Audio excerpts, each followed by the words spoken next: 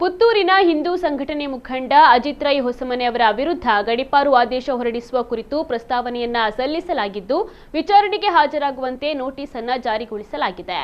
ಪುತ್ತೂರು ತಾಲೂಕು ಒಳಮೊಗ್ರು ಗ್ರಾಮ ಹೊಸಮನೆ ನಿವಾಸಿ ಅಜಿತ್ ರೈ ವಿರುದ್ಧ ಪುತ್ತೂರು ಉಪವಿಭಾಗದ ಪೊಲೀಸ್ ಉಪಾಧೀಕ್ಷಕರು ಕರ್ನಾಟಕ ಪೊಲೀಸ್ ಕಾಯ್ದೆ 1963ರ ಕಲಂ 55ರಂತೆ ದಕ್ಷಿಣ ಕನ್ನಡ ಜಿಲ್ಲೆಯಿಂದ ಗಡೀಪಾರು ಆದೇಶವನ್ನು ಹೊರಡಿಸುವ ಕುರಿತು ಸಲ್ಲಿಸಿರುವ ಪ್ರಸ್ತಾವನೆಗೆ ಸಂಬಂಧಿಸಿದಂತೆ ವಿಚಾರಣೆ ಸಹಾಯಕ ಆಯುಕ್ತರ ನ್ಯಾಯಾಲಯದ ಸಭಾಂಗಣದಲ್ಲಿ ಫೆಬ್ರವರಿ 25ರಂದು ನಡೆಯಲಿದೆ. ಸದ್ರಿ ಪ್ರಕರಣದಲ್ಲಿ ಸ್ವತಃ ನ್ಯಾಯವಾದಿಯವರ ಮೂಲಕ ವಿಚಾರಣೆಗೆ ಹಾಜರಾಗಿ ವಾದಿಸಬಹುದೆಂದು, ತಪ್ಪಿದ್ದಲ್ಲಿ ಸದ್ರಿ ಪ್ರಕರಣದಲ್ಲಿ ಆಸಕ್ತಿ ಇಲ್ಲವೆಂದು ಭಾವಿಸಿ ಲಭ್ಯವಿರುವ ಮಾಹಿತಿಯ ಆಧಾರದಲ್ಲಿ ಏಕಪಕ್ಷೀಯವಾಗಿ ತೀರ್ಮಾನವನ್ನು ಕೈಗೊಳ್ಳಲಾಗುವುದು ಎಂದು ತಿಳಿಸಲಾಗಿದೆ.